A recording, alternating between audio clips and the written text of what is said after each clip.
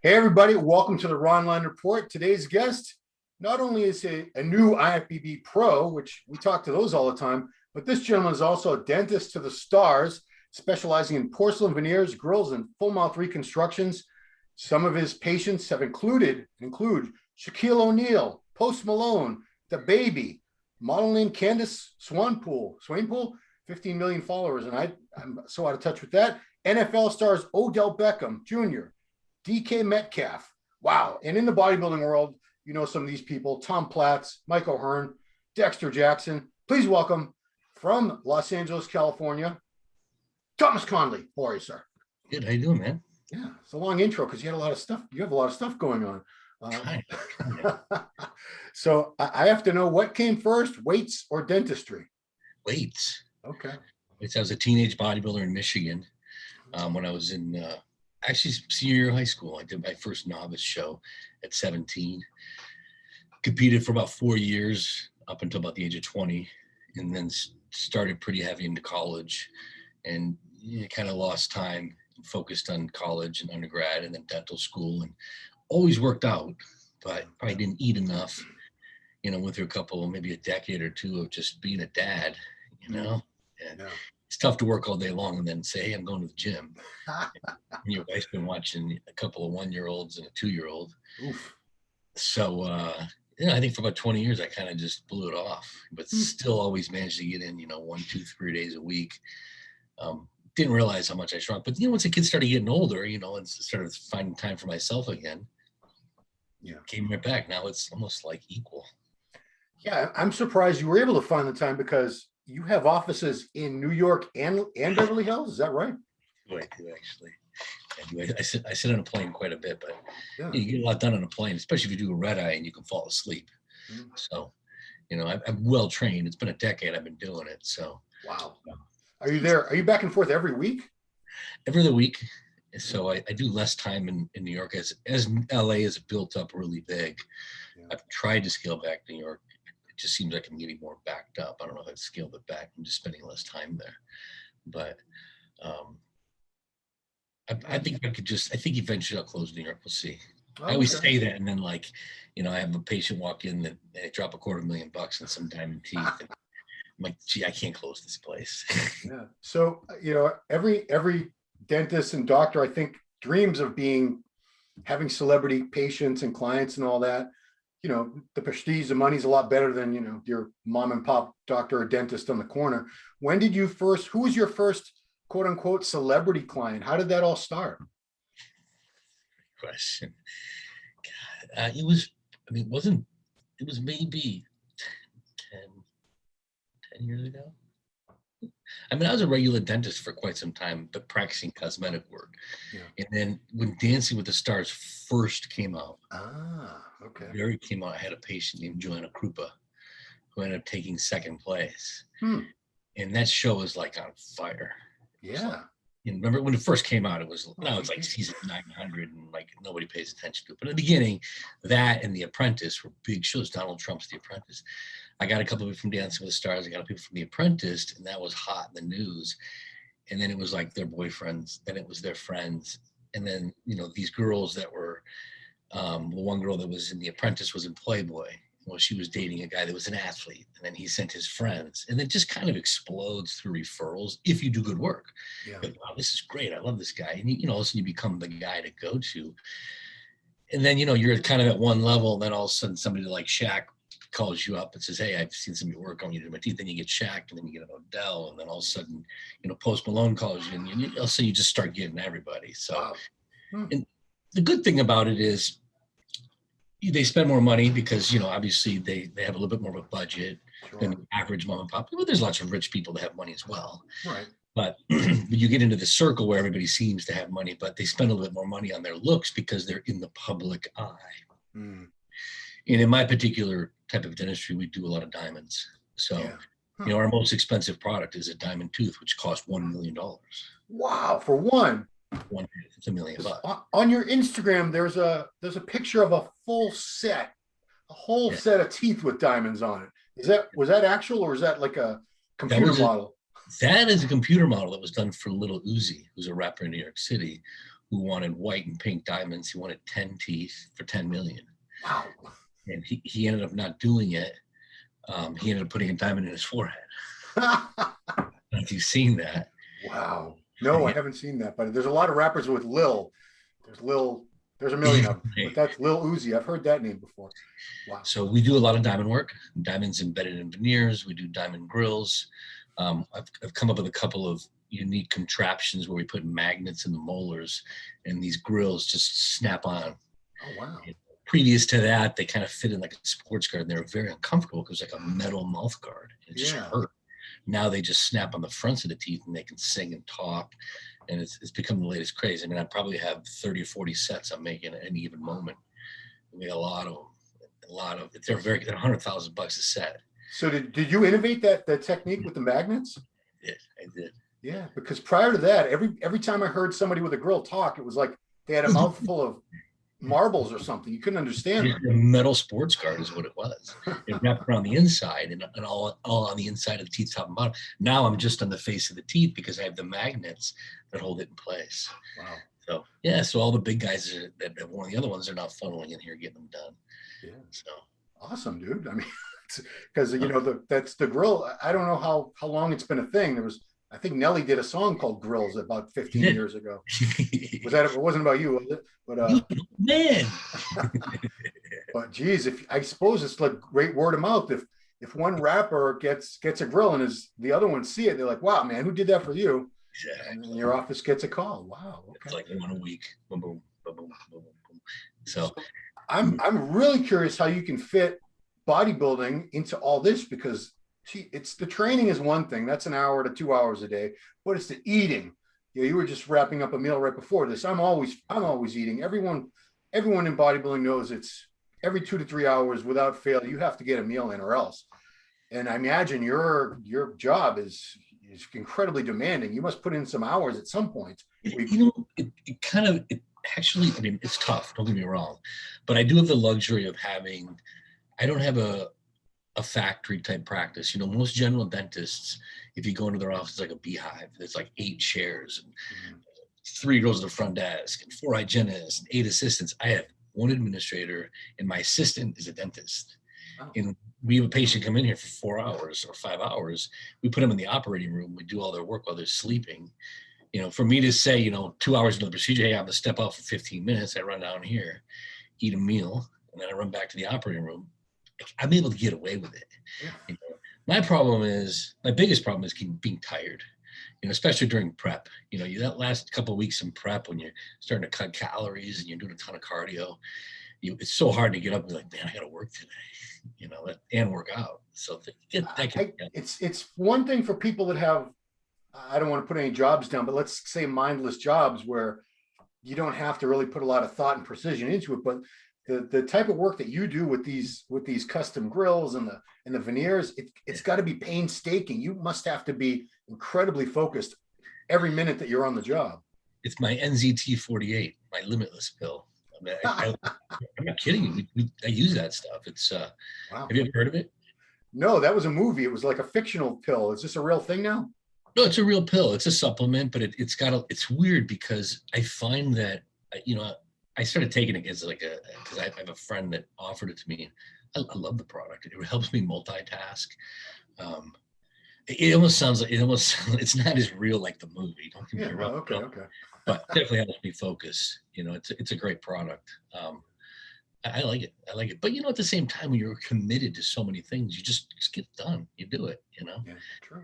If you couldn't get it done, you wouldn't sign up for it. So, I got good people around me. I mean, don't get me wrong. I have a huge support team. I mean, Brad, not only is he my coach and my friend and my trainer, he does my meal prep. This is Brad Rowe, everybody. We're talking about IFBB Pro Brad Rowe, originally from New Hampshire. He's been in LA for the longest time now. Yeah, I'm originally from Massachusetts. I don't even know that. What? No, where? Yeah, Wellesley, Weston area. Newton Wellesley Hospital. I know it well. It's Route 9. Yeah. Oh, dude. Yeah, I grew up in Waltham. I live in Stoughton now. Oh, all right. Great, yeah. You lost your accent's gone. What happened? So I was born in Detroit, but I moved to New England in the late 90s and lived between New England and New York City for 20 years. Yeah, I saw you taught at Harvard for a while. Yeah. So I figure you must have lived here at one point or another. I did for a long time. And my son, my oldest, plays hockey for New Hampton. I think I told you that. No. He plays for New Hampton, okay. the prep school hockey player. Huh. Yeah, so yeah, I know New England well. Oh, you just got 10 extra points, Doc. So when was the last time prior to last year? Had you not competed since you were a teenager? Yeah. Really? So I was like, what is that? 35 year, 20 to. You're 25 years. 3 years younger than me. So you competed last what, like around 80? No, 90 would have been like around your last show. No, 91, 91, 93. 93. Okay, wow. So it had been almost 27 years. Wow. So what made you say, you know what, I'm going to do this again? So I hired Brad Rowe to train my son. My son's an elite hockey player. He'll probably be drafted in the NHL. And I said, let's get some size on him this summer and let's get him eating. I need somebody to coach him. After a couple of weeks, Brad stumbled on my Instagram and I had posted an old bodybuilding picture. He's like, bro, man, you used to be bodybuilding. He goes, you got a good shape, man. You should do a show. I was like, I can see that. And like, it just kind of saddened me because I always wanted to turn pro. Right. I used to always say I wanted to be bodybuilder. My father was always like, there's no money in bodybuilding. He couldn't have been more right. He's right. Yeah, he's right. But at the same time, your kid, you want to do something like, hey, go for it, do whatever you want to do. I mean, that's my attitude with my kids. And if they want to be bodybuilder, I mean, I would highly discourage them, maybe not the same way. But hey, I don't know if bodybuilding is a sport more than a disease. I don't know what it is. It's a pageant with muscles. That's what I say. Right.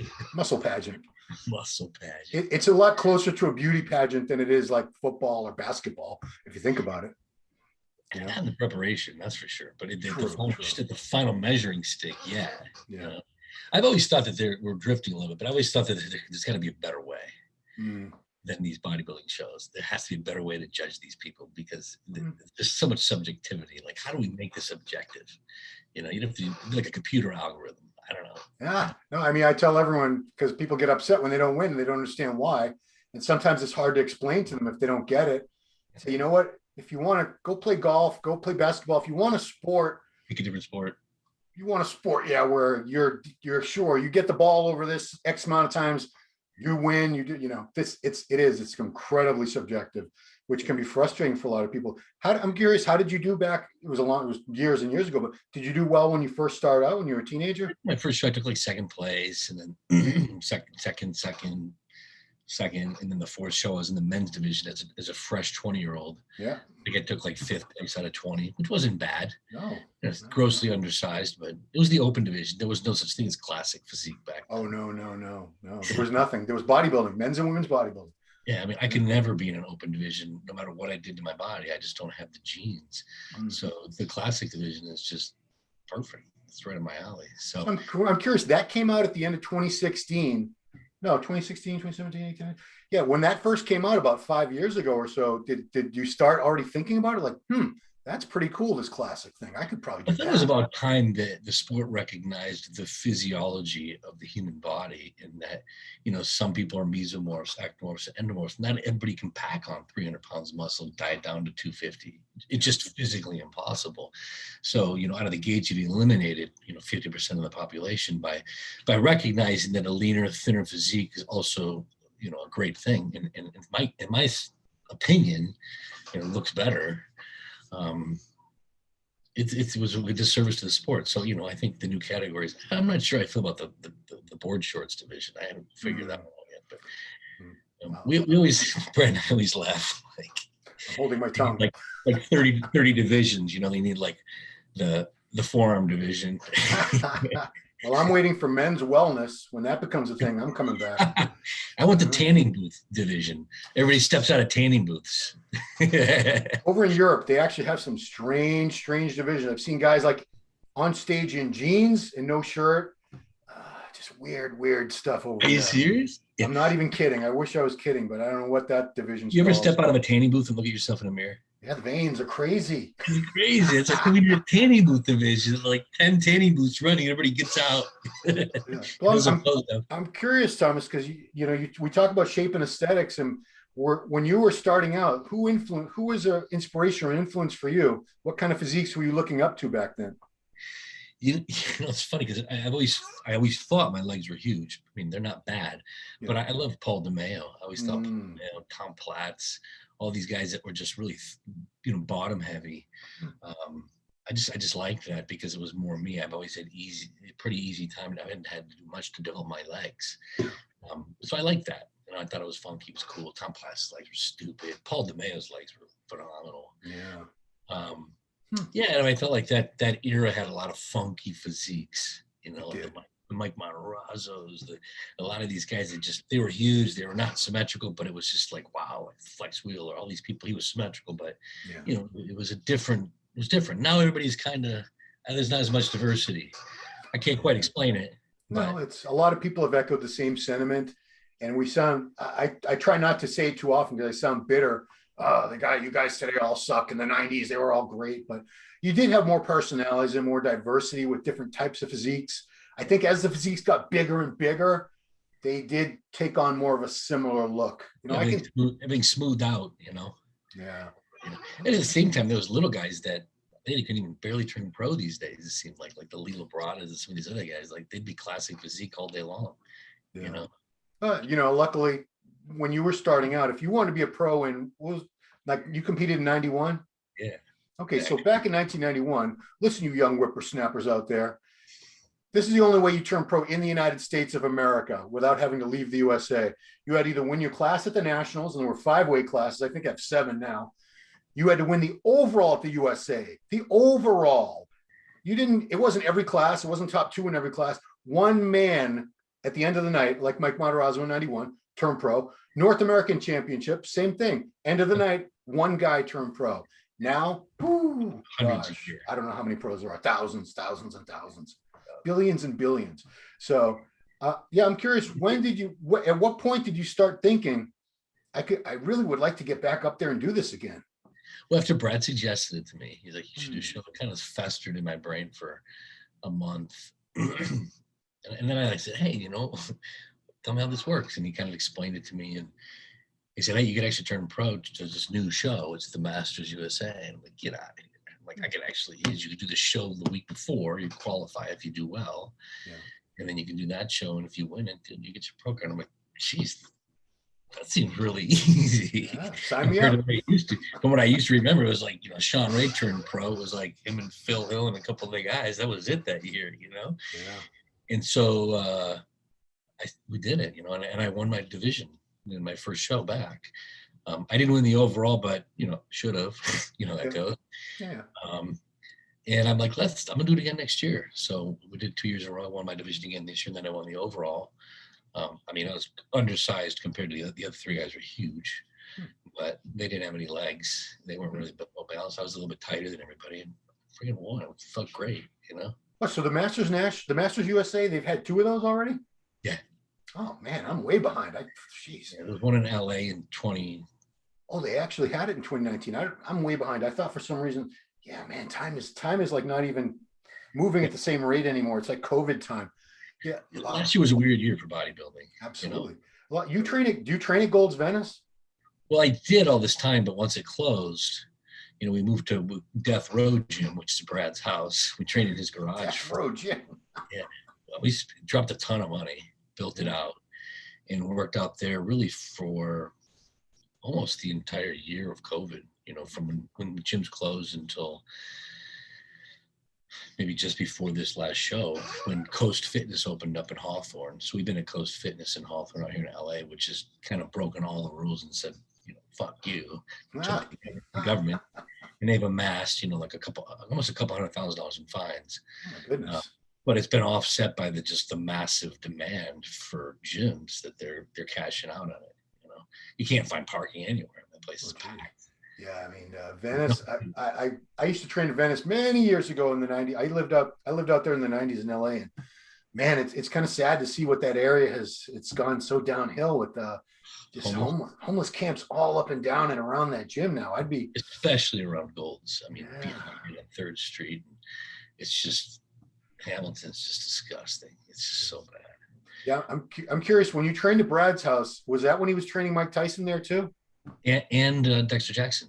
And Dexter. So would you guys run into each other like passing? all the time. All the I time? used to laugh. Brad trains 3 people: Mike Tyson, Dexter Jackson, and Tom Connelly.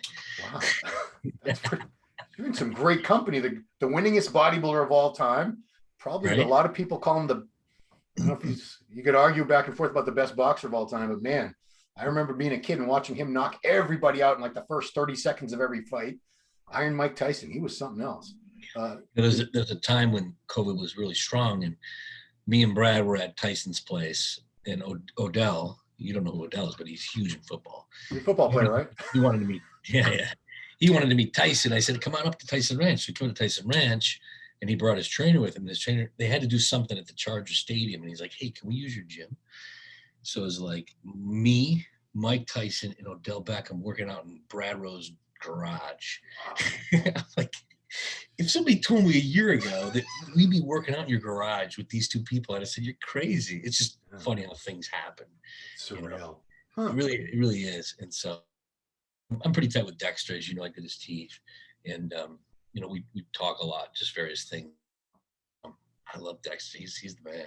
Yeah, I mean, he trained for the whole Olympia there, you know. Wow. Because there was no other gym there. Oh, he trained at Brad's house for the Olympia? Probably 50 to 60% of his workouts were at Brad's house. Wow, that's great. I had no idea, because I was wondering where he was. I didn't ask him, but I knew Gold's was not an option for most of last year. So he had to be going somewhere. So going back to your first comeback show was in 2019, correct? Yes. What was it like being back up? Because things have changed. We have all these divisions. Things have changed quite a bit. What was it like for you to be back in that scene where it was so different from what you remembered? It was way more organized than what I remember. Ah, okay. I mean, I feel like when I did it before, it was almost like a volunteer thing. Mm-hmm. Yeah. You know, like now it seemed like it was commercialized. You know, it's definitely like buy this, set up here, and the systemized, probably for the best. Yeah. You know, I mean, before it was like you were helping them do the show. You know what I mean? The participants were running it. You know, and so, but it was cool. You know, I was in the classic division, classic physique, and I didn't really pay attention to my weight or height. I always just thought I was 5'9". I always thought I was 5'9". And when I weighed in, they're like, how tall do you think you are? I'm like, 5'9", which means I can weigh 190. You're like, no, dude, you're 5'8". You got to weigh 182. Ooh. Oh, wait, no, excuse me. I'm 5'9". I thought I could weigh 197. They go, you're 5'8". You got to weigh 192. And I weighed 195. So you ran around the building 100 times? What'd you do? Like the bathroom. Yeah, and I'm in the lobby of the whatever hotel it was. I was the only guy weighing in totally naked with my hands over my package. It ran on the open, no doors closed, anything. I'm like, I'm gonna wait. So I made it. Wow. You know, it took me about 2 hours to get there, but I made it. I didn't take it seriously. I don't know. I just didn't take it. Who's ever measured themselves officially? I mean, they didn't at the other shows. It was an open division, you know? Right. Yeah, but you knew it was maybe Brad didn't explain it to you. This whole classic is height and weight. Right. I didn't really get into it. So that was my first experience of complete nervousness. Like, well, we'll just move you to the open bodybuilding division. Like, no. You know, also, you probably didn't realize you'd lost a little height over the years, as all human beings do. Yeah. Right? Yeah. I mean, so that was my first experience. And then it was cool. I enjoyed it. There was a lot of people in my division that year. I think it was 28 guys in my division. Oh, wow. And everybody looked so big. You know? I think classic, you get more of an illusion because it's meant to showcase people who aren't very heavy, aren't very big by tape measures and scales, but the aesthetics, they're looking for the round muscle bellies, the small joints, small waists, everything. It's more of an illusion. Like, that's why some of these guys, like at the pro level especially, it boggles your mind when you see Breon. You know Breon, the one. Breon is he's about 5'6" on a good day, I think. He's short. And he weighs in at 180. That's the weight he has to be. And you look at that guy on stage, you say, I cannot believe that guy is 180 pounds. I would swear he's 200, 220, something like that. But yeah. No, it's true. It's true. You know, and so it's different. When you look on stage, you're like, geez, they don't look that much bigger than me. Right. You know, once you see the pictures, it's weird, the proportions. Once, you know, you step 10 feet back and take a look, it's a little different when you stand next to them. So then you went a year between shows, right? Because your next show was the Masters from 2019 to 2020. In that year, were there things that you had to focus on? Did you talk to judges or anything about what they wanted to see improved, or did you just keep training as you had been? To be honest with you, I didn't take it that seriously. I mean, I just kept kind of training. Probably fell off a little bit. I didn't really rebound. I took a couple months off. I didn't know if I was going to compete again. You know, I'm like, I had one, and then COVID hit, and Brad and I were like, let me take the year off. And then I got injured, hurt my neck. I was out for a couple of months, got kind of fat and soft. And then it was all of a sudden, it was like 8 weeks to the Masters. But I was like, you doing the show or not? I'm like, let's do it. So, you know, I wasn't really as prepared as I could have been, you know, like, you know, putting on weight all year long, because I kind of went into it behind the 8 ball. And so I had to really bust my butt for 8 weeks to kind of try to gain a little mass back while losing fat. But we did it. You know, Brad's the maestro. I mean, this guy is like, you look at my body weight 3 days, he's like, no, okay, we're changing this. Just like today, like my food. If you saw my food, I'm like, where's my food? What are you feeding me? It's like an avocado and a pile of beef. It's not a big pile of beef. He's like, yeah, we got to reset your diet a little. We're gonna go keto for 3 weeks. Wow. Who are we? Yeah, you know, Brad's one of the few. I've seen him compete probably a dozen or more times, and I've never seen him anything less than top-notch conditions. Oh, even in the off season, I've never seen him remotely. He's shredded right now. Every day. Yeah, he's always looks like 2 weeks out, 3 weeks out when I see him. So every day of his life, he's like that. He's shredded. Yeah. You know, I mean, I don't even come close to him until like a week before show. You know what I mean? Like, oh, I look like Brad now. He's been at this a while, but so, you know, there's so many pro cards being given out now. And what I see so many times is people get their pro card and they're done. They put it on their Instagram profile, so-and-so IFBB Pro, but they never even dream of setting foot on a stage. I don't know if a lot of them realize, well, I'm probably not that good. I'll get smoked up there. Or that was the end goal, was just to earn the pro card. And then they're good with that. But I see you are planning on doing you're making your pro debut this year. There's a show in July. So, you know, you could have easily been one of those one and done guys. I got my pro card, peace out. What inspires you to really want to push this further and see how good you can be on that stage? You know, I didn't really get a chance to really run at this last show. Like I said, I kind of backed into it a little bit. Yeah. And you know, peaked right at the right time. And I won. And I looked better than I did the year before, but I had so much more in me. I mean, when I finished that show and Brad and I were driving back from Phoenix, I'm like, I think I'm going to smash it this year. Try to do a pro show, and God, if I get lucky, I'll do if I win it or do well, if I place in the top 3, let's do a couple more shows, try to qualify for the Olympia, and that would be it. I mean, I'd love to just show up. I don't care if I'm 100th place, you know, just step foot on stage, you know. But I mean, I'm 235 pounds right now, and I feel like I'm pretty lean. I got to weigh in at 200. And so I have, what do I have? 16, like 17 or 18 weeks out. And I'm kind of starting a pre-diet because I want to kind of just really come in hard and full. So it's an extra 10 pounds for my last show. But yeah, I think I'm going to smash it for 1 year. Okay. See how I do, and then see how I feel at the end of the year. You know, I feel great. I'm 48 years old. I'm not that old. I mean, Sean Roden's 45. Come on, I'm only years older than Sean. Dexter's 140, isn't he?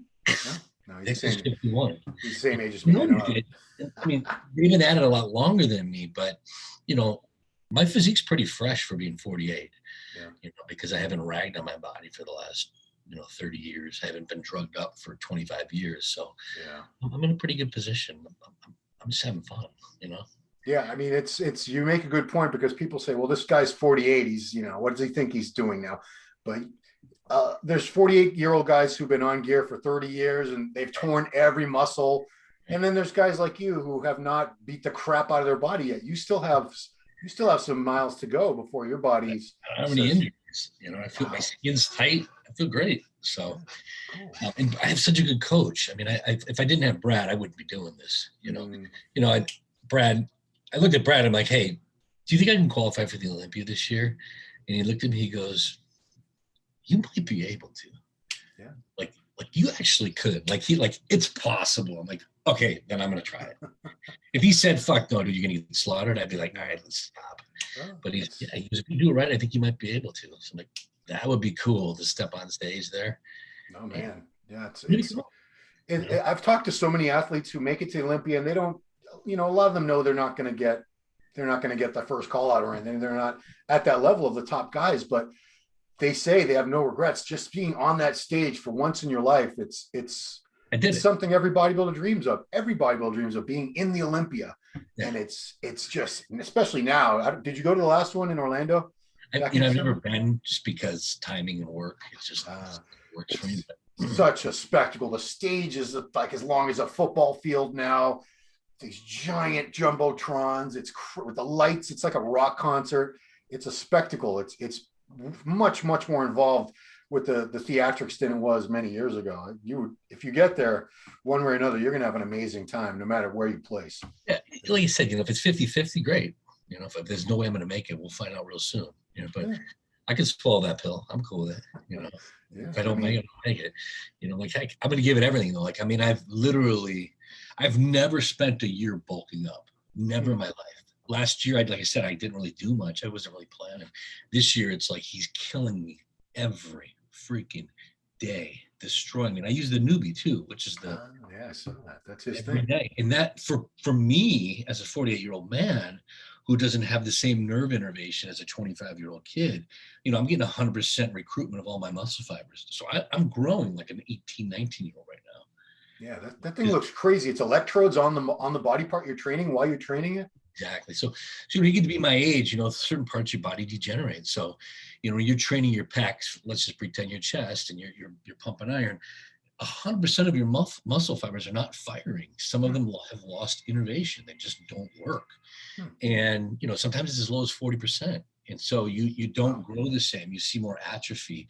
By hooking this up, it's 100% recruitment.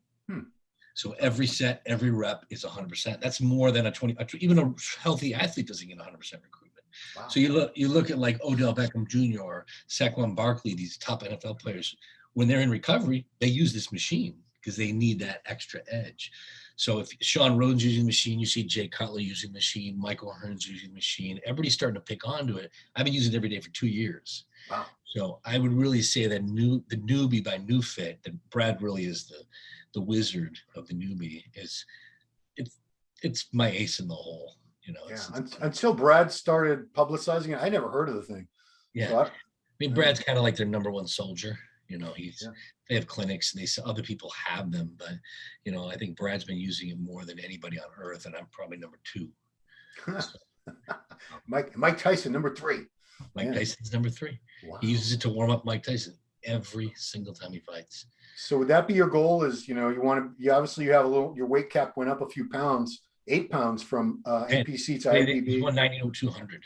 They changed it from 192 to 190 this year, and so it's 190 to 200. Well, they cut some weight down. They usually bump it up all the time.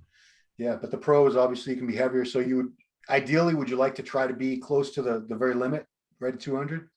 At 200, basically, I like to weigh in at 200, dry it out, and then carb up after that. Right on. Yeah. Show up on stage, 205, 206, 207. Yeah. I mean, I would have thought you were heavier. Again, it's an illusion thing. I've seen some of those per Bernal shots that you posted. There was one where you're doing a crab most muscular. Told me you were 230, 240 there. I would have believed you. Yeah. 195 there. Yeah. You see look on Brad's face. Yeah, he looks pretty shocked. He's, what the fuck? That was the day after the first USA. Like I literally ate like 3 dozen cookies. Nice. And I stood up that morning, I was like, yeah. It's a couple days where you can pretty much eat whatever you want, and you just get fuller and veinier before the tipping point, before all the water starts really pouring in. Man, why don't we do that? Why did I do this the day before the show? It's such a risk, Well, some people do, and they don't do it right. But yeah, Brad's guided you in perfectly. He knows what he's doing. He does. He's very good with peaking, because that's a whole art in itself. It's a little crazy. I'm not gonna lie. I mean, this last show I weighed in at, the cutoff was 190, and I pretty much crawled to the scale at 186 in my underwear. Wow. And got off the scale and was drinking water. I mean, I hadn't touched food or water in a day because I was so heavy. Right. I had to weigh in. But the cool thing was weighing was Wednesday morning. The show was Friday afternoon. Oh, geez. Yeah. Oh, so you probably were up a good 6 to 8 pounds by the time you got on stage. Yeah. Easily. Yeah, good times. Yeah, this time I don't know what the difference will be between weigh-in and that, but I imagine Brad will have you filled out pretty well for the stage. He's good like that. He is good. You know, if this bodybuilding thing doesn't work out, you have the dentistry to fall back on. So the purse at this next show is, I think, $3,000. that's don't get offended, but I use this phrase all the time. You probably wipe your ass with $3,000, but I just like to say wipe your ass. Must be more to travel there. Yeah, but it's commendable because, you know, you certainly don't need this bodybuilding thing. You could have just done it once and like, oh, that was fun. But for you to keep pursuing it with everything you've got going on with your business and your practice, it's got to be a juggling act. And let's not forget, you have a family, you have kids. 4 kids. Yeah, it's 4. Good Lord. Oh boy. Yeah. It's fun. I love it. You know, it's even more fun when you're winning, when you do it good. Absolutely. Yeah. 2 shows, 2 first place in an overall. You know, it's you're like, oh, this is fun. So far it's all good. Let's keep doing it. You know, until I lose, why not? Right on. So, I want to encourage everyone to check out your social media. Got a lot of bodybuilding shots, got a lot of celebrities with crazy diamond encrusted teeth. That is at Connelly DDS. Connelly with 2 N's, 2 L's, Connelly DDS. drconnelly.com is the website for your practice. That must not have been easy to get. There's a lot of Dr. Conleys in the world. Just shows you how old I am. I got it at the beginning. Yeah, you must have been like the first guy in line to get that domain because, yeah, it's not a rare name, Connelly. And wow, so July, Mexico, you're going to make your pro debut. It's going to be interesting. I'll be following your social media. I want to see how this all pans out for you, sir. Because I always like to follow people that have other things going on because it's just more exciting. I know that this isn't. They don't just sleep, eat, play PlayStation 5, and do bodybuilding. They actually have kids and businesses and things like that. It's a lot more relatable to the average person, I think. Is anybody making money in bodybuilding? 5 guys? 5 guys. See. 10 guys, maybe. I don't want to disparage it, but yeah, you look at mainstream sports, and there are guys who don't even play. They sit on a bench all year and they make 5-10 times. They're making more than the best bodybuilder in the world, like Big Ramy at this point. It is what it is. I tell guys all the time, don't get into bodybuilding for the money, guys. Have something else to make money, but don't get into bodybuilding to make your living, or else you're going to be sorely, sorely disappointed. Do it as a hobby, like Ronnie Coleman. It was a hobby for Ronnie Coleman. Cop. Yeah, he was a cop. He always saw it as a hobby until he'd already won the Olympia a few times. And then he's like, maybe I can retire from the police department now. I've got like 4 or 5 Olympia titles. So cool. Well, Doctor, thank you so much for taking the time. This has been cool. And just so you guys know, this is also going to be a feature in the upcoming May issue of Muscular Development print magazine with some awesome Purbanol photos we're going to have in there. I've seen some of the sneak previews. Good stuff. Hair is an ace. You were in great shape. So it's going to be a nice little feature then. I'm going to be happy to write it up. So cool. Thanks for having me on this the show. Appreciate it. Well, everybody, thanks for watching the show. Please subscribe, hit the bell, do all that good stuff. Appreciate it. And we'll see you next time.